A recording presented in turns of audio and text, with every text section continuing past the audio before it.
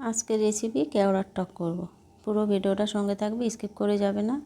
জলটা বসিয়ে দিলাম আর কেওড়াটা পরিষ্কার করে ধুয়ে ঢাকনাটা তুলে নিয়েছি মুখের, নিয়ে এবার একটু সিদ্ধ বসিয়ে দেবো। তারপরে আমি অন্য কাজ সেরে আসি, বেশ সময় লাগে সিদ্ধ হতে। তবে সিদ্ধ করে ফিরে এসেছি, হাত দিয়ে ভালো করে ভেঙে নিলাম, নিয়ে একটু জল দিয়ে এই ছাঁকনিতে দিয়ে ছেঁকে নেব। এটা কিন্তু ভালো করে ছেঁকে নিতে হবে, তা নাইলে ওপরের খোলার দানা কিন্তু মুখে পড়লে খেতে ভালো লাগে না। এবার এটা ভালো করে দানাটা ভালো আবার একটু জল দিয়ে ধুয়ে ছেঁকে নিয়েছি। এবার কড়া বসিয়ে দিলাম, দিয়ে একটু তেল দিয়ে দিলাম আর সর্ষে ফোড়ন দিয়ে টকটা করব। এই বর্ষার দিনে কিন্তু প্রত্যেক বাড়ি জ্বর জারি সর্দি কাশি তো লেগেই আছে। এই কেওড়ার টকটা কিন্তু মুখে অনেক রুচি আসে আর খাওয়াও খুব ভালো, সর্দি কাশির একটা উপকারী জিনিস। পারলে একটু খেতে পারো আর এইভাবে বানিয়ে নেবে। আর এই কেওড়াটা সব দিকে পাওয়া যায় না। এবার পরিমাণ মতো একটু লবণ আর হলুদ দিয়ে দেব।